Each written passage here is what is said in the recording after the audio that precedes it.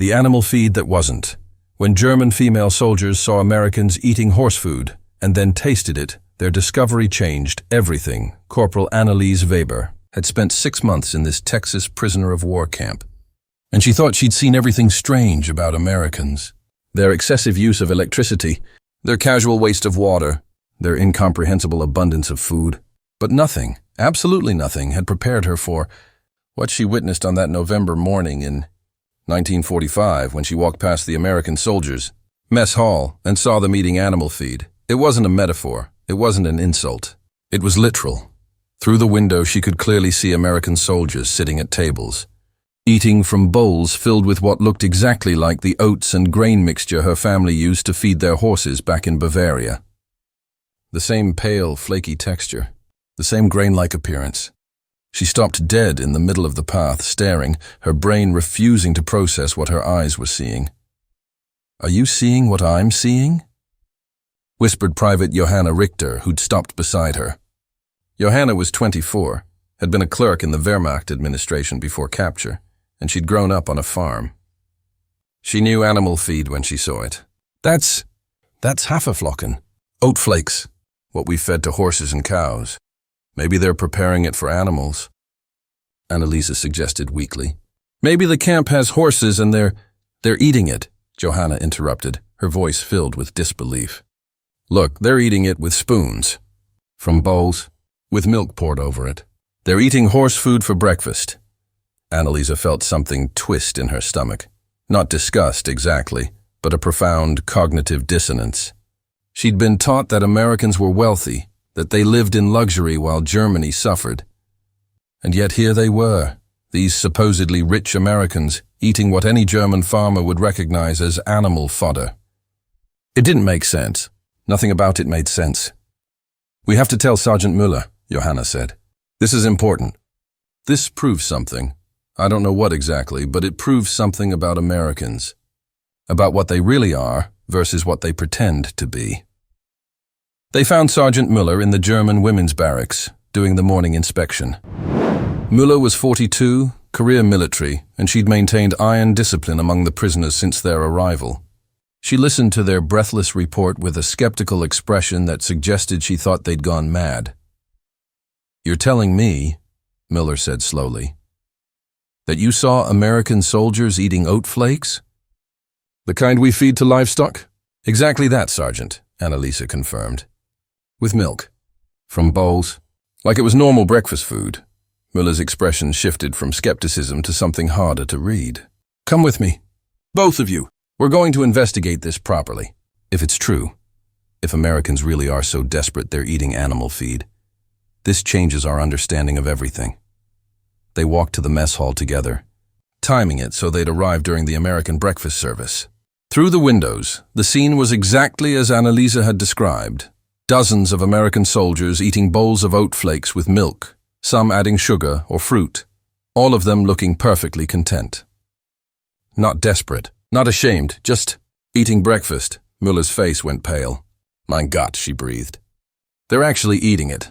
The Americans, with all their talk of abundance and prosperity, are eating horse food." But the real shock was yet to come, because at that moment, Captain Morrison, the camp commander, emerged from the mess hall and spotted them standing there staring. "Good morning, ladies," he said in his careful German. "Something I can help you with? You look confused." Müller, always direct, got straight to the point. "Captain Morrison, we have a question. Why are your soldiers eating animal feed for breakfast?" Morrison's face went through several expressions: confusion, realization, and then something that might have been amusement. "Animal feed? You mean the oatmeal?" "Haferflocken," Müller said. "Oat flakes, what German farmers feed to horses and cattle. Your men are eating it from bowls, with milk." And then Morrison did something unexpected. He laughed. Not cruelly, not mockingly, but with genuine mirth. "Oh my God, of course. You think oatmeal is horse food. You've never seen it eaten by humans." He wiped his eyes, still chuckling. "I'm sorry, I shouldn't laugh. But this explains so much about the looks you've been giving our breakfast service." "So it is animal feed," Johanna said triumphantly. "No," Morrison corrected, his smile fading as he realized this was a serious cultural misunderstanding. In America, oatmeal, cooked oat flakes, is a common breakfast food, has been for generations. It's nutritious, filling, cheap, and delicious if you prepare it right. Millions of Americans eat it every day. It's not animal feed when it's prepared for humans, any more than raw wheat is animal feed, just because you can also feed it to livestock. The same grain can be prepared different ways for different purposes. The three German women stared at him in stunned silence. Anneliese felt her worldview tilting again, just as it had with the electricity and the hamburgers and every other revelation about American abundance. You eat horse food. By choice? It's not horse food, Morrison said, exasperated but patient. Look, why don't you come inside and try some? I think you need to taste it before you can understand. Words aren't going to bridge this cultural gap. Your taste buds need to be convinced. Muller drew herself up to her full height. Captain Morrison, we are prisoners, not guests. We do not impose, you're not imposing. I'm inviting, come on. Breakfast is still being served. You're going to try American oatmeal. And then you're going to apologize to my soldiers for thinking they're so poor they're eating horse food. His tone was light but firm. This was an order disguised as an invitation. They followed him into the mess hall, acutely aware of dozens of American soldiers turning to look at them. Morrison led them to the serving line and spoke to the cook, a heavy-set man with kind eyes who listened to Morrison's explanation and then laughed so hard he had to lean against the counter. They think it's horse food. The cook wheezed. Oh man, that's the best thing I've heard all week. Okay, let me make them a proper bowl. They're gonna love this. He prepared 3 bowls with practiced efficiency. First, a generous scoop of cooked oatmeal. The oat flakes had been cooked in water until they formed a thick, creamy porridge. Then he added milk, a sprinkle of brown sugar, a dash of cinnamon, and a handful of raisins. This is how my mama made it, he said through Morrison's translation. Good stick-to-your-ribs breakfast. Keeps you full all morning. Nothing fancy, but it's honest food. The bowls were placed in front of them at an empty table. Anneliese stared at hers, at the pale beige mixture topped with dark raisins, and tried to reconcile it with the word food rather than animal feed. The smell was actually good, sweet and slightly spiced from the cinnamon. Warm and comforting. Go on, Morrison encouraged. Try it. I promise it won't kill you, and it's definitely safe for human consumption. Anneliese picked up her spoon. Around them, American soldiers had stopped eating to watch, curious about how the German prisoners would react. The pressure was immense. She took a small spoonful, just a tiny amount, the way you'd taste something you suspected might be poisonous, and put it in her mouth. The texture was soft, almost creamy, nothing like the hard flakes she'd seen in horse troughs. The flavor was mild, slightly sweet from the sugar, with the raisins providing little bursts of intense sweetness. The cinnamon added warmth. The milk made it smooth and rich. It was actually good. Really good. Comforting in a way that reminded her of the cream of wheat her grandmother used to make on cold mornings, before the war, before everything.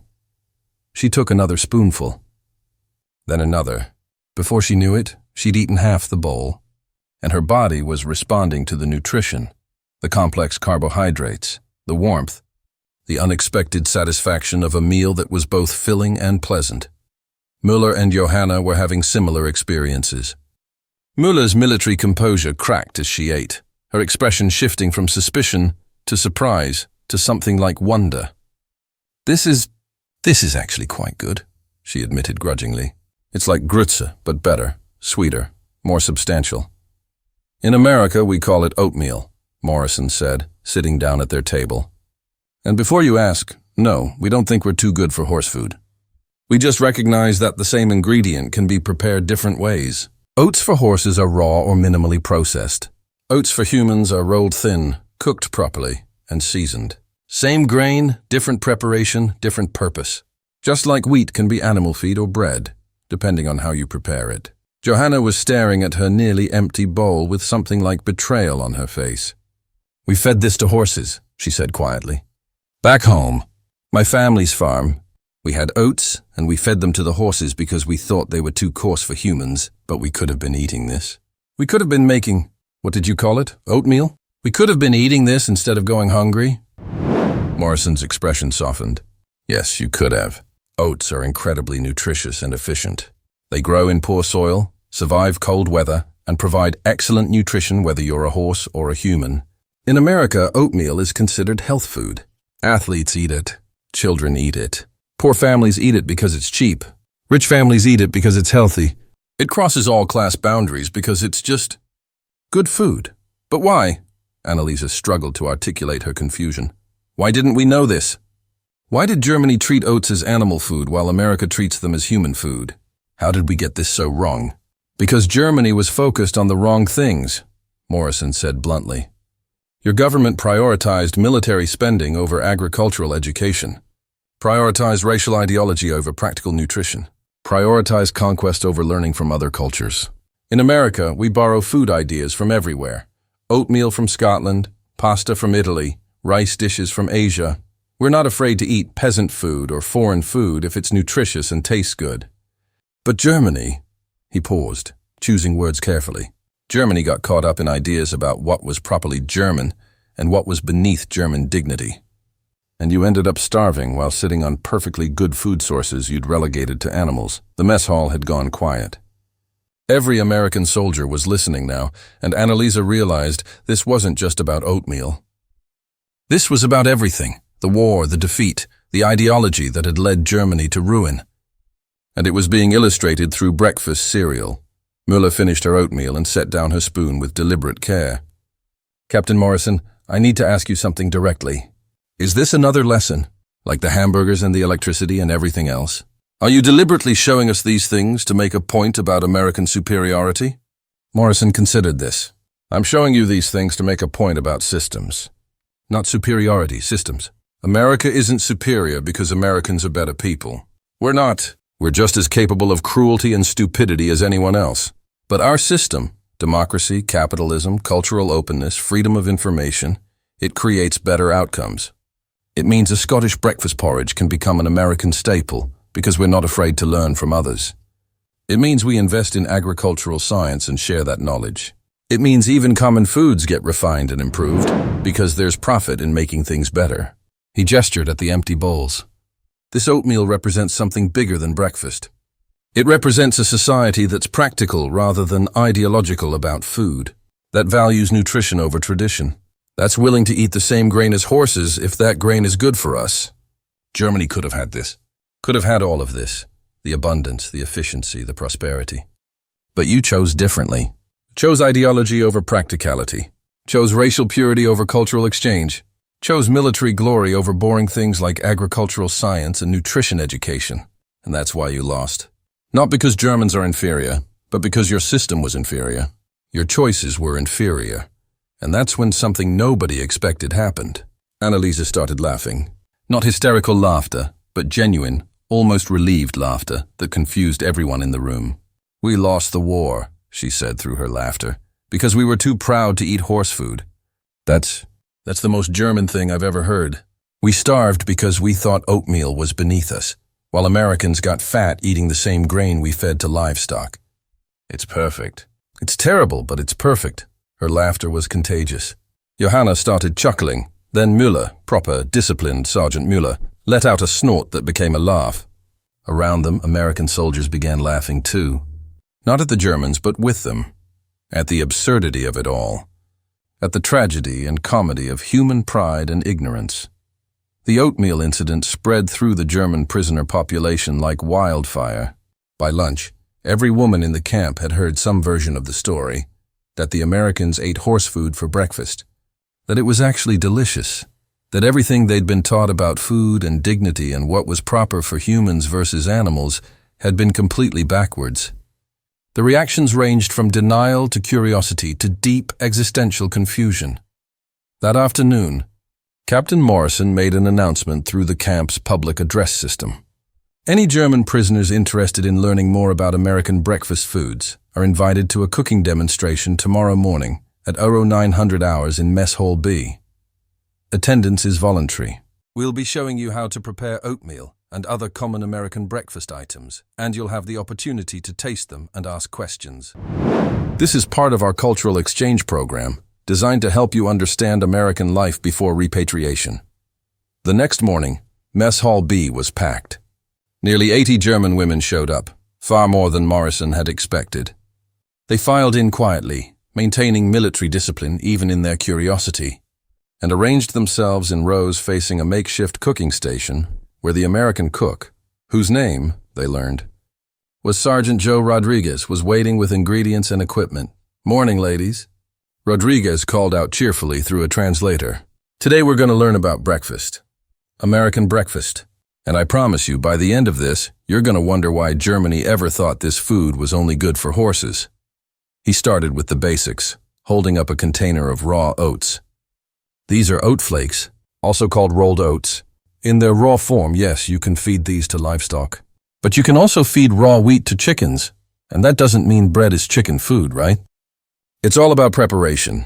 Rodriguez demonstrated the cooking process step by step. You take 1 part oats to 2 parts water. Bring the water to a boil. Add the oats. Reduce heat and simmer for about 5 minutes, stirring occasionally. That's it.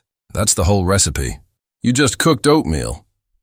But the real shock was yet to come, because Rodriguez didn't stop at basic oatmeal.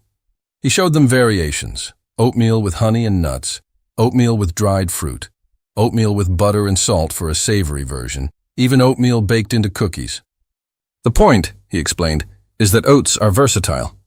They're not just one thing. They're an ingredient you can use dozens of ways. And in America, we use them all. Then he moved on to other breakfast items that Germans considered strange or improper.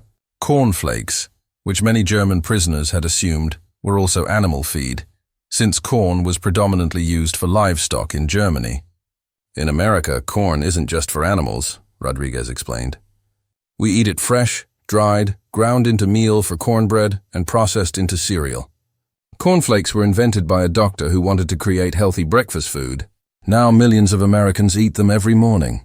He demonstrated pouring cornflakes into a bowl, adding milk, and eating them cold. The German women watched with fascination as he crunched through a bowl with evident enjoyment. "No cooking required," he said. "Just pour and eat. Perfect for busy mornings." In America, convenience isn't shameful. It's practical. We don't have time to cook elaborate breakfasts every day, so we invented foods that are nutritious and fast. That's not laziness. That's efficiency. Anneliese raised her hand tentatively. "Sergeant Rodriguez, may I ask a question?" "Shoot." "In Germany, we were taught that proper meals require preparation. That easy food is inferior food, that shortcuts in cooking show lack of character. That real German women take pride in cooking from scratch, spending hours preparing proper meals." "But you're saying Americans value convenience?" "That fast food isn't shameful." Rodriguez considered this. "It's not that we don't value good cooking. My mama spent hours making Sunday dinner, and it was always amazing. But she also recognized that Monday through Friday, she had to work, take care of kids, manage a household. She didn't have hours every morning to make breakfast. So she made oatmeal or served cornflakes, and there was no shame in that. She was being smart, being practical, saving her energy for things that mattered more than elaborate breakfast presentations." He pointed to the various breakfast items laid out on the table. "Here's what I want you to understand. In America, food isn't about proving your worth. It's about nutrition and efficiency and sometimes, about pleasure. But we don't have this idea that you have to suffer for your breakfast to be virtuous. Honestly, that's kind of crazy from our perspective. Food is fuel. Make it good fuel, make it reasonably pleasant, and move on with your day. Save the fancy cooking for special occasions." Sergeant Müller stood up, her face stern. "Sergeant Rodriguez, with respect, what you're describing sounds like the decline of food culture. The end of cooking as an art form. The reduction of meals to mere fuel consumption. Is this what America offers? Efficiency at the cost of tradition and meaning?" Rodriguez didn't look offended. Instead, he nodded thoughtfully. "That's a fair question, and I can see why it looks that way from your perspective. But consider this. My mama's quick weekday breakfast meant she had energy left to teach me and my sisters to read, to help with homework, to sew our clothes and tend the garden and a dozen other things. If she'd been exhausted from making elaborate breakfasts every morning, something else would have suffered. So yeah, she chose efficiency in some areas to have energy for other areas. That's not cultural decline. That's smart resource management." He picked up a box of cornflakes. "And another thing, this simple food, it's actually incredibly sophisticated. These cornflakes required agricultural science to develop the right corn varieties, industrial engineering to create the processing equipment, nutrition science to optimize the vitamin content, and distribution networks to get them to stores across the country. There's more technology and knowledge in this box than in most traditional foods.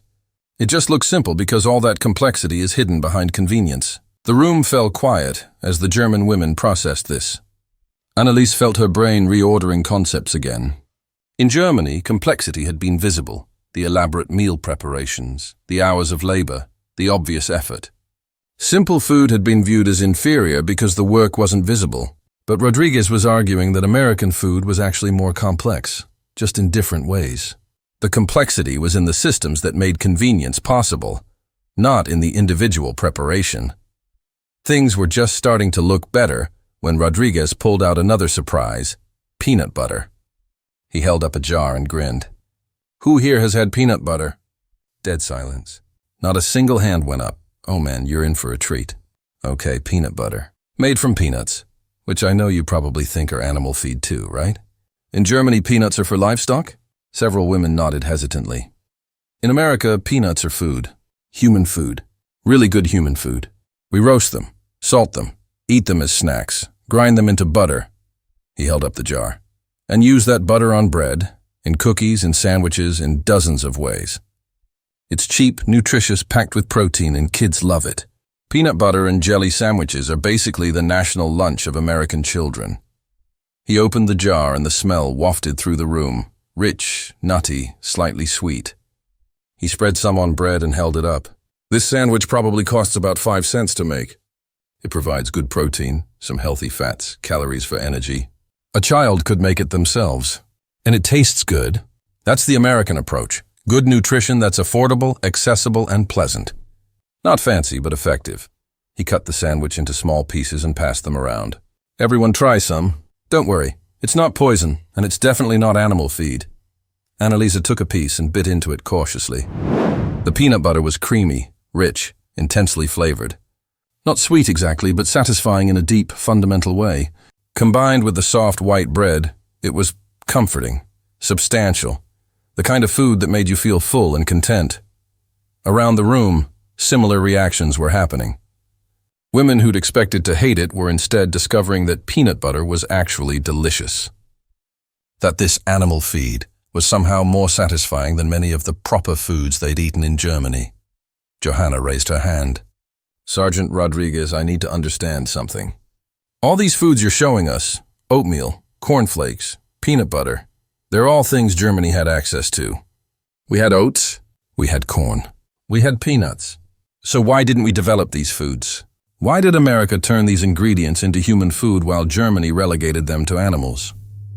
Rodriguez looked to Captain Morrison, who'd been watching quietly from the side. Morrison stepped forward to answer. "That's the question, isn't it? Same resources, different outcomes? The answer is partly cultural, partly political. Germany's food culture was based on tradition and regional identity. What Bavarians ate, what Prussians ate, what was properly German versus foreign. Innovation in food was viewed with suspicion. New foods from other cultures were seen as threats to German identity." He paused, looking around the room. "America, by contrast, is a nation of immigrants. We had no traditional cuisine to protect. So we borrowed from everyone. Oatmeal from Scotland, pasta from Italy, rice dishes from Asia. And we adapted and modified and improved.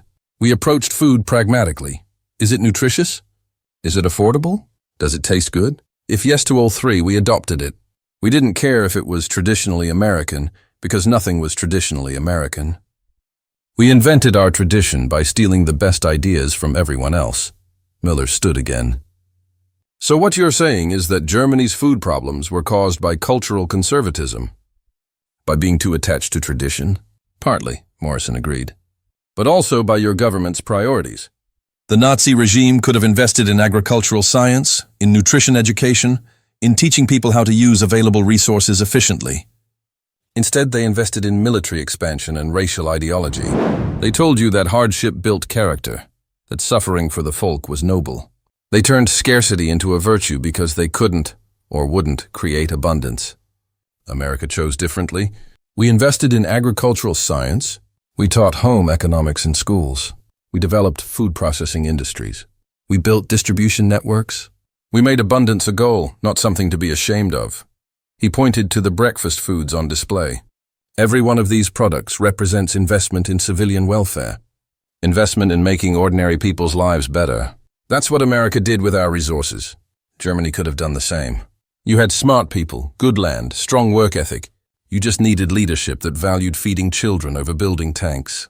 You needed a system that rewarded innovation over tradition. You needed a culture that said yes to new ideas instead of asking if they were sufficiently German. The room was heavy with silence. The truth of Morrison's words was hard to deny while eating peanut butter sandwiches and oatmeal cookies, while looking at the evidence of American abundance spread across the table. Germany had chosen one path. America had chosen another, and the results were devastatingly clear. Rodriguez broke the tension by pulling out yet another item, a box of pancake mix. Okay, one more thing before we finish. Pancakes. I'm guessing you have pancakes in Germany? Called Pfannkuchen? Several women nodded. In America, we have pancake mix. You just add water and eggs, pour it on a griddle, and boom, pancakes in minutes.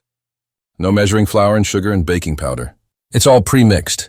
You just add the wet ingredients and cook. Again, convenience, efficiency, more time for other things.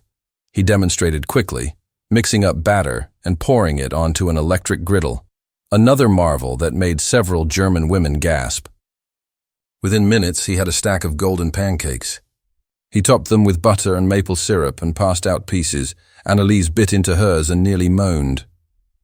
The pancake was fluffy, slightly sweet, and the maple syrup added a rich, complex sweetness unlike anything she'd tasted. Combined with the butter, it was decadent.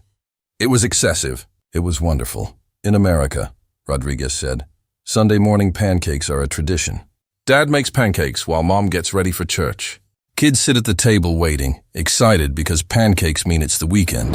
It's a happy food, a family food, made easy by pancake mix, which costs maybe 25 cents a box and makes enough for a family of 4. That's the American way. Make good things accessible. Make family traditions achievable even for people who aren't master cooks. Democratize pleasure. As the demonstration ended and the women filed out, full of oatmeal and cornflakes and peanut butter and pancakes, Anneliese felt fundamentally changed. She'd come to this demonstration expecting to confirm her suspicions about American food inferiority. Instead, she'd discovered that every assumption she'd held about food, dignity and proper civilization had been backwards. That evening, the barracks discussion group had its most intense conversation yet. Nearly 30 women crowded into the meeting space, all talking over each other about the cooking demonstration and what it meant. It's propaganda, one woman insisted. Private Greta, who'd always been skeptical of American claims.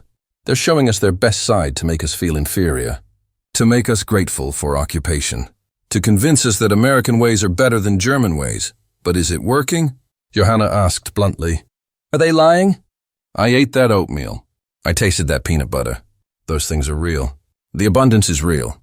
The systems that create that abundance are real. So yes, maybe it's propaganda, but propaganda based on truth is just information. What bothers me, said another woman, Helga, a former teacher, is that we could have had this. All of this. We had oats and corn and peanuts. We had smart people who could have developed these foods and systems. But we chose differently. We chose racial ideology over practical nutrition. We chose military glory over feeding children efficiently. We chose tradition over innovation. And now we're prisoners eating horse food and discovering it's better than what we fed ourselves by choice. Anneliese spoke up, her voice carrying across the room. I keep thinking about what my mother used to say. She'd spend hours making meals from almost nothing, watery soup, bread made with sawdust mixed into the flour during the worst times, coffee made from roasted grain. She was so proud of making do, of feeding us despite the shortages. But now I wonder, what if we'd had oatmeal and peanut butter? What if someone had taught us that these animal foods were actually good human foods? Would my mother have spent less time struggling in the kitchen and more time with us? Would she have been less exhausted? Would she still be alive? Her voice cracked on the last word. Her mother had died in 1944, worn out by years of malnutrition and overwork. Anneliese had always blamed the war, the Allies, the circumstances. But now she was wondering if the real culprit was ignorance.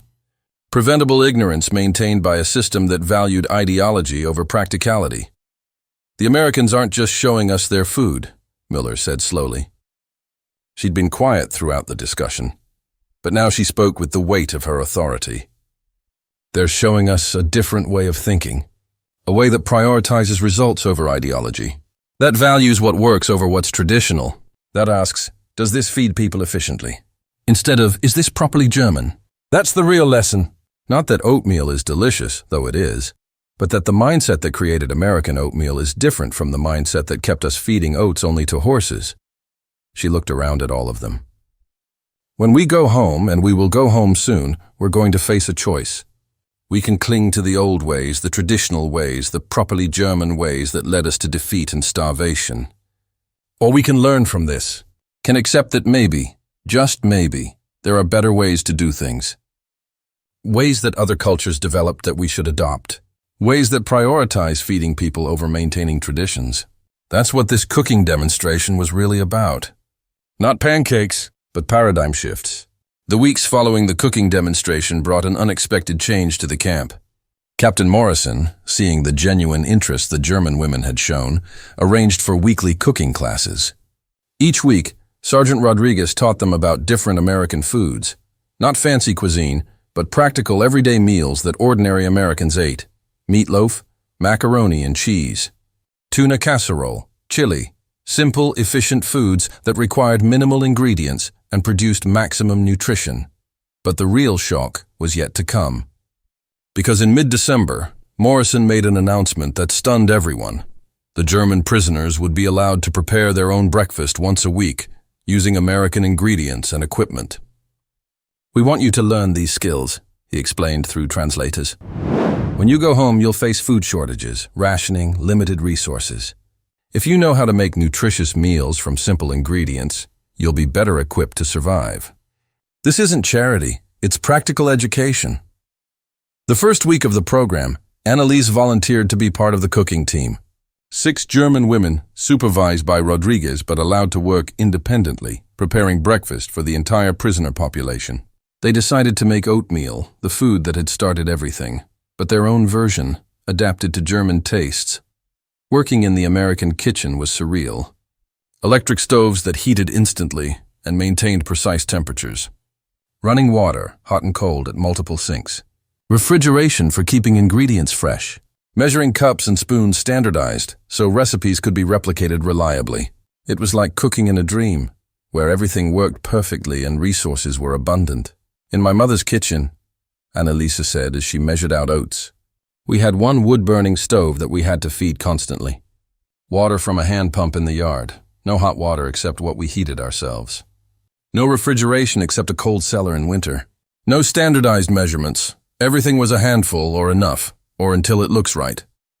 Cooking was an art born of necessity, adapting constantly to what we had and what we lacked. Rodriguez, watching their work, nodded. And that takes skill. Real skill. American women who cook in modern kitchens couldn't manage in those conditions. But here's the thing, they don't have to. We built systems so cooking could be easier, so women could spend less time struggling with basics and more time on other things. That's not laziness. That's civilization. Civilization is building systems that make life easier for everyone. They cooked 40 pounds of oatmeal that morning, flavoring it with cinnamon and sugar, adding raisins and dried apples. When they served it to the other prisoners, the reaction was mixed. Some women loved it, grateful for familiar oats prepared in this new, delicious way. Others were conflicted. Eating horse food felt like a betrayal of German dignity, even knowing intellectually that it was good food. But as the weeks went by and the cooking program continued, resistance faded. When you're hungry and the oatmeal tastes good and fills your stomach, ideology matters less. When you learn to make peanut butter sandwiches that your body craves because protein has been scarce, pride takes a back seat to nutrition. Slowly, pragmatically, the German women began to accept that maybe, just maybe, America had some things figured out that Germany hadn't. In January 1946, repatriation began in earnest. The first wave of German prisoners was processed and shipped back to occupied Germany. Anneliese's group was scheduled for late February.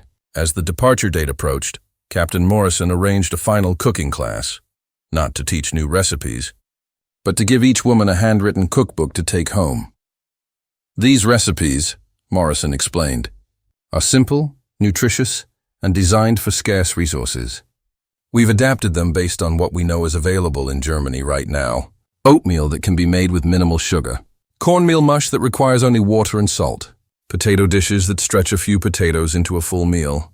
This isn't gourmet cooking. This is survival cooking. But it's survival cooking based on American principles. Efficiency, nutrition, and making the most of what you have. Each cookbook was personalized. Handwritten by Rodriguez and other American cooks, with notes specific to each woman's circumstances. Anneliese's included a note that made her cry, for Anneliese, who learned that oatmeal isn't horse food and taught us that Germans can laugh at themselves. May your mother's memory be honored by how well you feed your future family. Sergeant Joe Rodriguez, December 1945.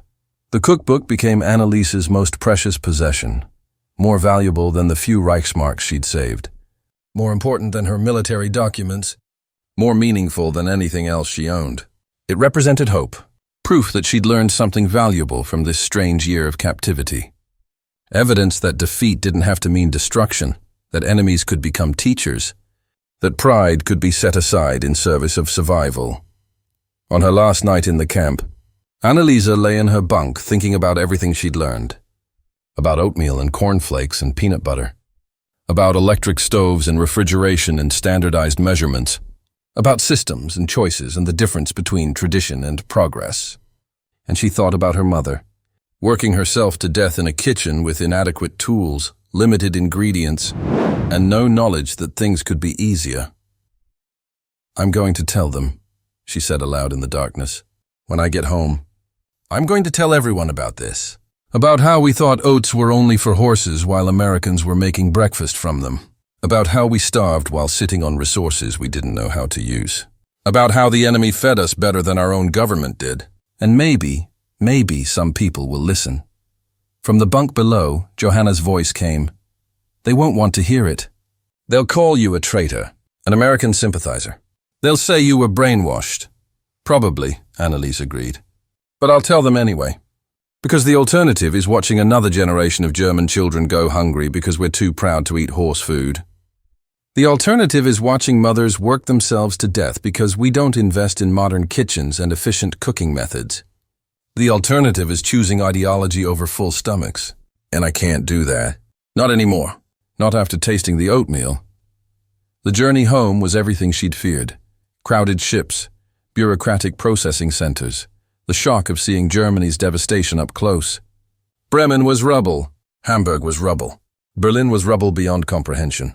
And everywhere, people were hungry, thin, desperate, living in shelters, surviving on Allied rations that were barely adequate, struggling with the dual shame of defeat and dependence on enemy charity. Anneliese made her way to Bavaria, to her family's village, hoping someone had survived. She found her older sister, Greta, living in what remained of their parents' house, 2 rooms that hadn't been destroyed, housing Greta, her 3 children, and 2 other families. 8 people in 2 rooms, sharing 1 wood-burning stove, 1 hand pump for water, surviving on whatever they could scavenge or receive from Allied aid. The reunion was tearful and awkward. Greta was simultaneously overjoyed that Anneliese had survived and bitter about her imprisonment. "While you were safe in America, eating American food, sleeping in beds, we were here," Greta said, the accusation clear in her voice.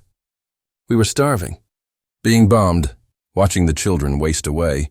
You don't know what it was like." "You're right," Anneliese said quietly. "I don't know what you suffered, but I know what I learned, and if you'll let me, I want to share it. I want to teach you how to make food that will keep these children fed better than what you're doing now." Greta's eyes narrowed. "What do you mean?" "I'm feeding them the best I can with what we have. I'm doing everything Mother did." "I know," Anneliese interrupted gently. "And Mother's way killed her. Worked her to death trying to make do with inadequate tools and incomplete knowledge. But there's a better way. The Americans taught me. Let me show you." She pulled out her cookbook, worn already from constant reference during the journey. "Oatmeal," she said, pointing to the first recipe. Do we have any oats? Of course we have oats, Greta said, confused. We've been feeding them to the Schmidt's cow. They're letting us use it in exchange for caring for it. Why? Because we're going to eat them. The oats. We're going to make oatmeal for breakfast tomorrow. It's nutritious, filling, and the children will actually like it. It's not horse food, it's food Americans eat every day. Food that will keep these kids healthier than watery soup and hard bread. Greta looked at her like she'd gone mad. You want us to eat the cow's oats? Anneliese, I know you've been through trauma, but I know how it sounds, Anneliese interrupted. Trust me, I know. I thought the same thing when I first saw Americans eating it. But Greta, I'm begging you, just try it. Let me cook it tomorrow morning. If the children won't eat it, fine. We'll feed it to the cow. But if they will, if it works, then we've just discovered a whole new food source we've been wasting. Please, for Mother's memory.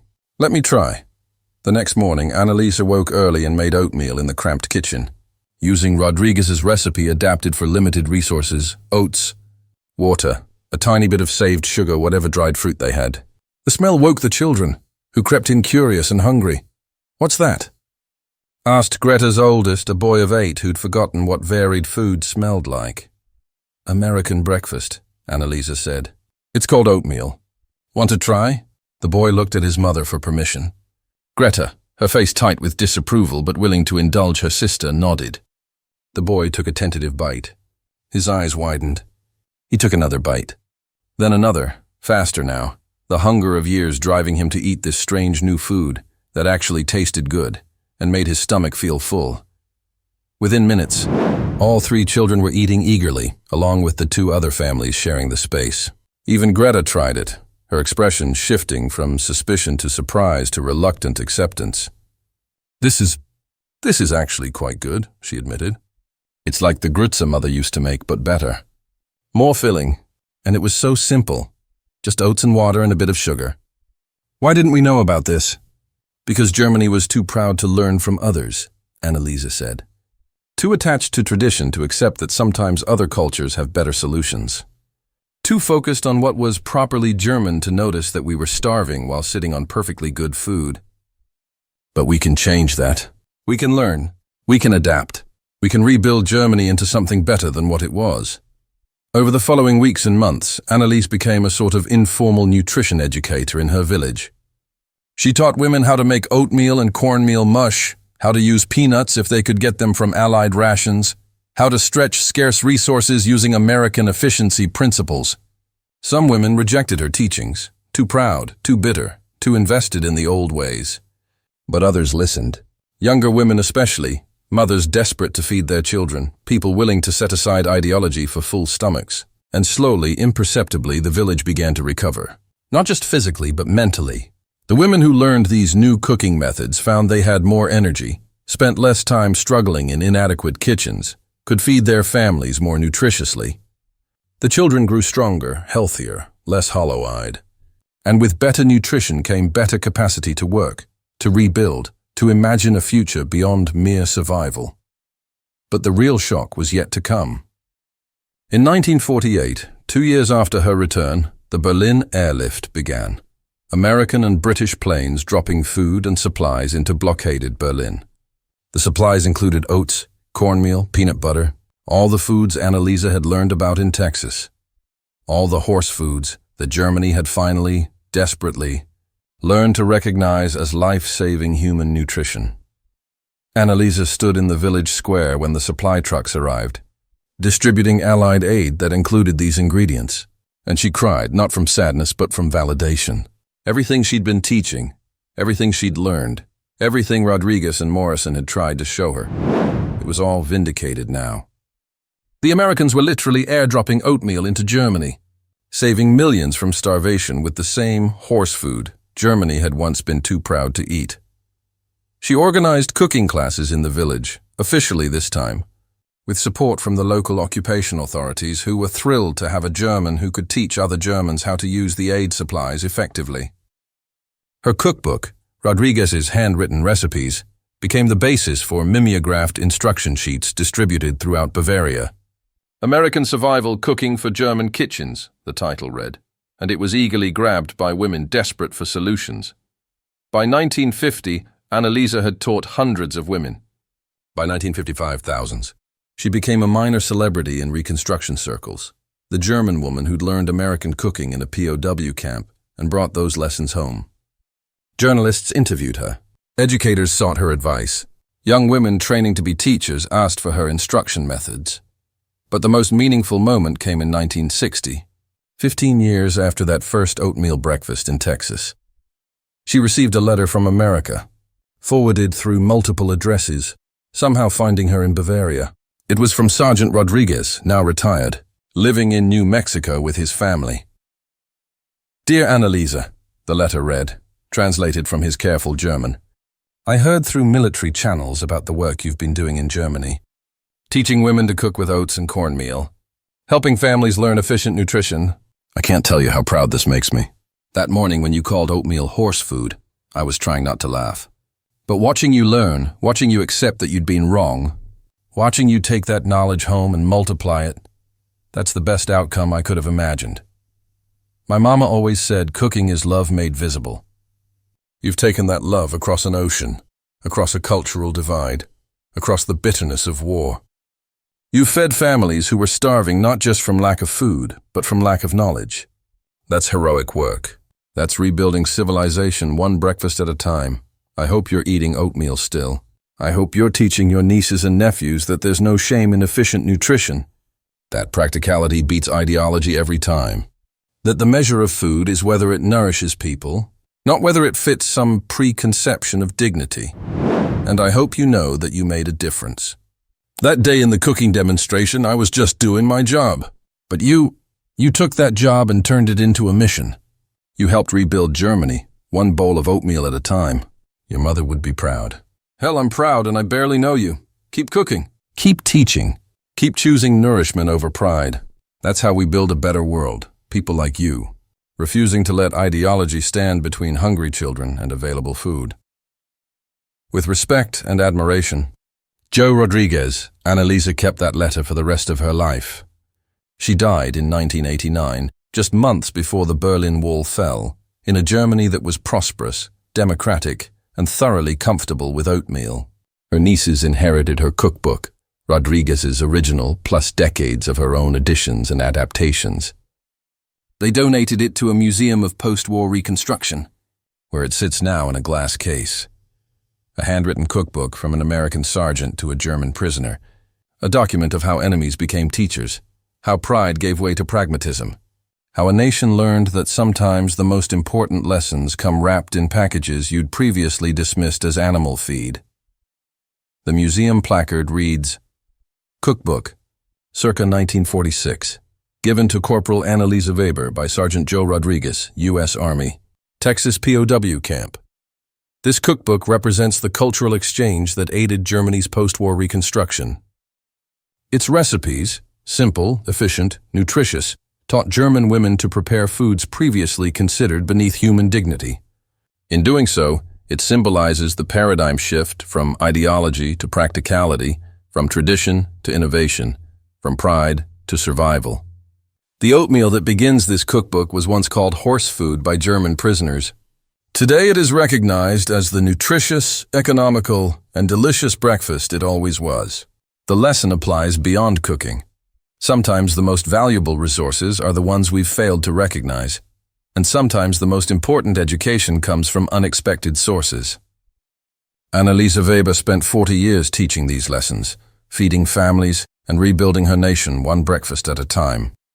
Her legacy lives in every German child who eats oatmeal without knowing it was once controversial. Proof that good ideas eventually transcend their origins and become simply normal. And underneath, in smaller text, P.S. It's not horse food. It never was. It's just oatmeal.